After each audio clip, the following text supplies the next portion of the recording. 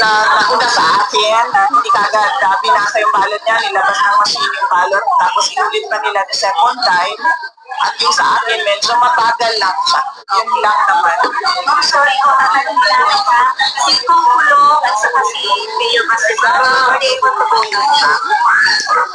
Oh, hindi ko alam kung nakaboto na sila.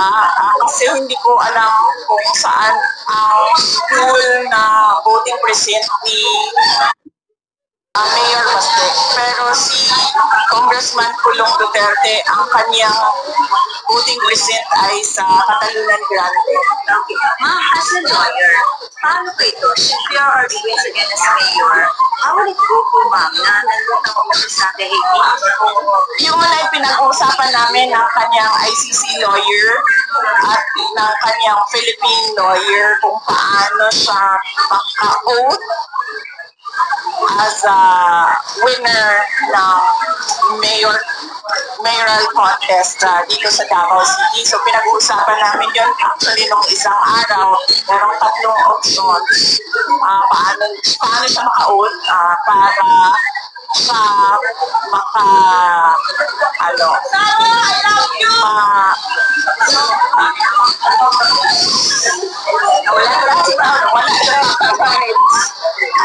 So, ano yan, diba? Election, and then proclamation, and then oath. So, sabi ng lawyer doon sa ICC, once we get the proclamation papers, pag-uusapan namin ulit kung paano makapag-oath si dating Pangulo Rodrigo Duterte. We have until the day after proclamation, until noon of June 30 para sa pag-oath. So, sorry for asking, pero are we seeing the scenario of having absentee mayor? Well, definitely, yes. Wala talaga siya dito. So, ang expectation namin ay mag-acting mayor ang vice mayor. Meron po yung last usap ni Mr. Mark, bago po yung election today. When was the last time, and ano po yung pinag-usapan ni PRRD? Nagkausap kami noong araw na pumunta ako sa Batangas. Tumawag si President Duterte. Nagtanong siya kung kamusta yung takbo ng kampanya. Nagtanong siya kung anong chances ng 10 senators. And binigyan ko siya ng realistic na numbers. And then sinabi niya, well, kung yan yung realistic, sabi niya, iiwan na lang natin sa Diyos yung miracles. At sinabi niya, since tapos na yung kampanya at eleksyon, kung pwede ko ba daw tutukan yung kaso naman niya, na sinabi ko naman sa kanya na gagawin ko yon. Meron lang kaming mga projects na kailangan gawin sa Office of the Vice President kasi meron kasi kaming project, yung pagbabago program which should roll at the end of school year. So dapat kasi walang pasok ang mga bata noon kapag nag-roll out kami ng project na yun. Ito yung time na yun. So sasabay ko lang yung dalawa, yung pag-aasikaso sa kaso niya and yung project namin sa OVP na magbabago kami. Thank you, so ma'am, we have got to go. Last mention na binigyan niyo si dating Pangulong Duterte ng realistic number na pwedeng manalo ng mga senators na support allied with you. At ano mo yung number na binigyan? Hindi ko na lang i-share sa inyo kasi sabihin nyo masyado naman ako overconfident. Pero binigyan ko na ng number na more than 2. More than 2? And you base that number on? I based that number on mga surveys na nakikita ko, both surveys na pinapagawa sa national and pinapagawa ng mga local candidates. Bakit naman doon sa number na pili nyo, mapupukan nyo, are you confident that that's enough to push for the issues ng Pangulong Duterte in the Senate? Well, hindi ko naman siya tiningnan na gano'n eh. Hindi ko naman siya tiningnan na nangampanya ako para sa mga issues ko or sa issues ni dating Pangulong Duterte.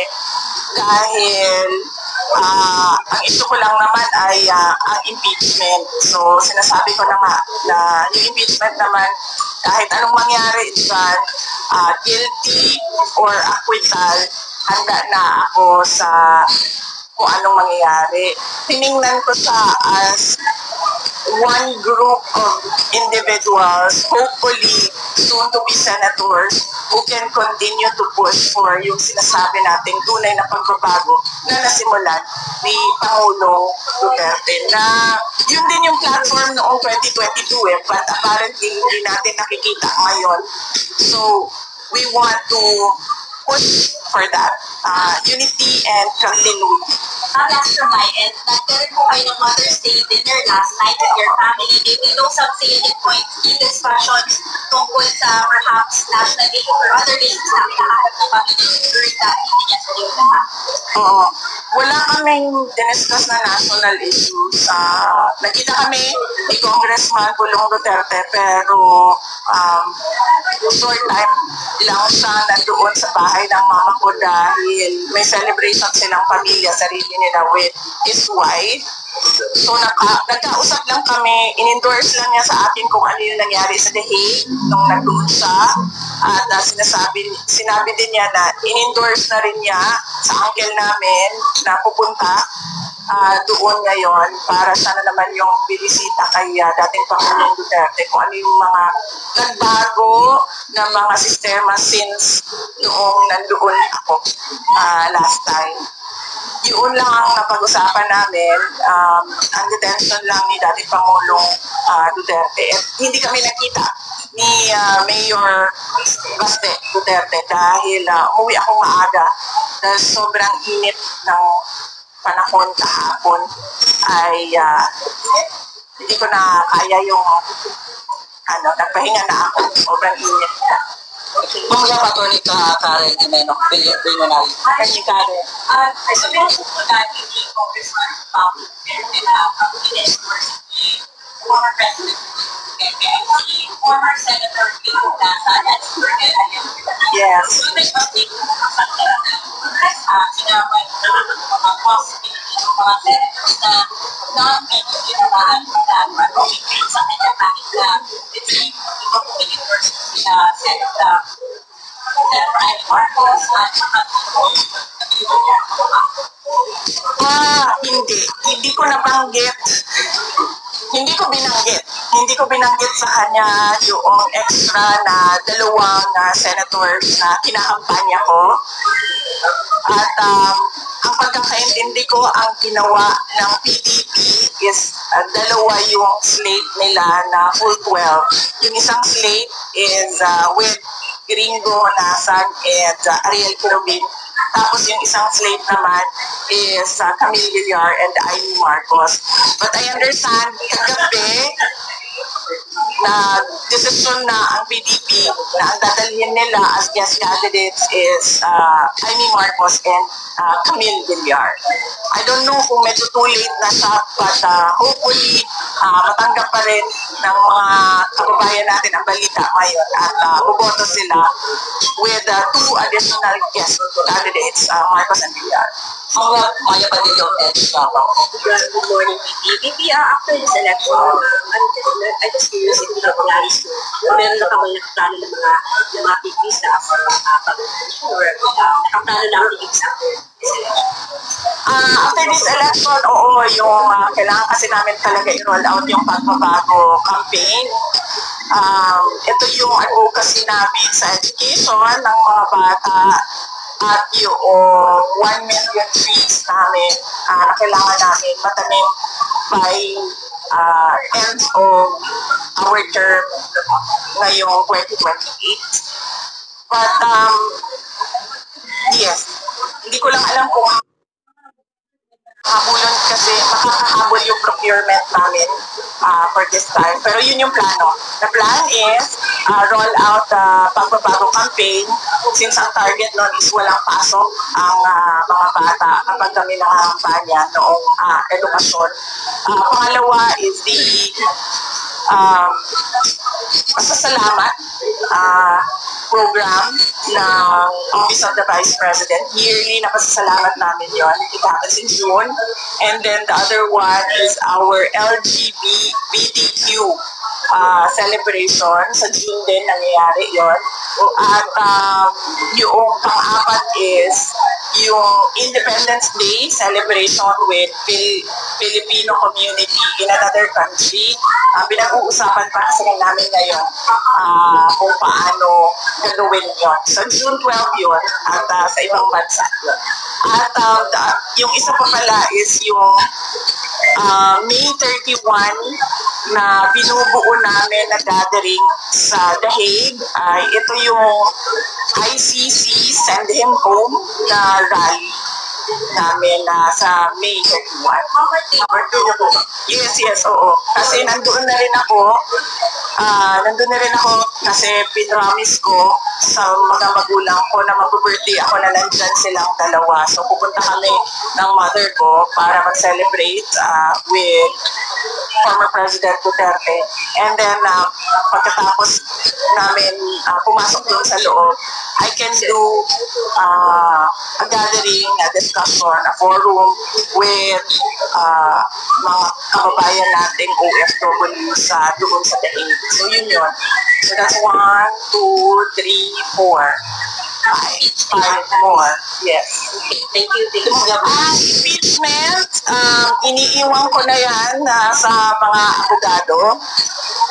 Ina-update lang nila ako sa mga challenges na na-encounter nila sa kanilang paghahanda. And as much as kaya ko, tinutulungan ko sila at sinasagot ko yung mga tanong nila. At I point them to the right direction kung saan kukunin yung mga documents for preparations para sa impeachment trial. Ma'am, good morning. Clarification lang po doon sa balikan ko lang yung pag-adopt formally ng PBBM and Senator Marcos and kay Representative Villar. Did they have a consultation with you before they made a decision, or it was really a party decision to have it decided 2 days before the midterm? They did not consult with me because I am not a member of PDP. They decided it on their own. But the former president, he doesn't have an idea about this fact, about Senator Marcos and Representative Villar being guest candidates for PDP. Well, I do not know because the lawyers who visit him every day, every morning, they give him updates as well with what is happening in the campaign and what will happen in the elections. So likely, one of these days, he'll know because the lawyers prepare a brief for him every day and they visit him every morning. Kasi nalaman ko, naniniwala po ba kayo na malaki ang papel ng kalalaki ko para sa inyong fate and destiny na sinasabi mo ni Tatay Diggo? And then, is there any other way to survive this dark chapter of the Philippine history? Oh, okay. Number 1, fate and destiny. Usually kasi pag panganak mo, sinulat na yan eh.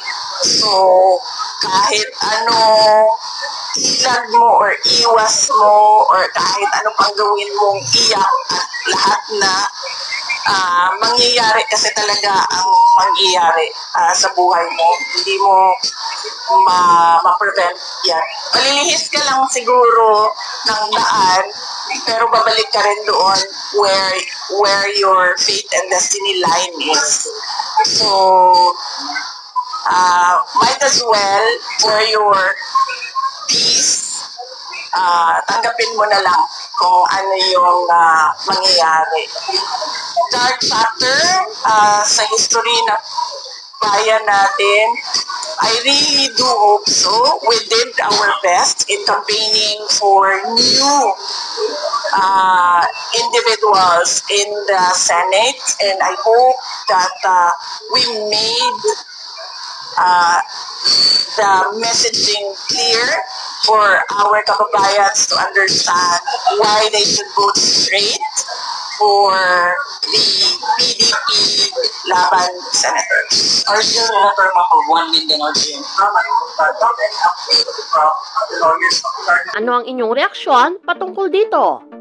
Para sa iba pang mga katanungan o suhestyon, i-comment nyo lamang sa ating comment section.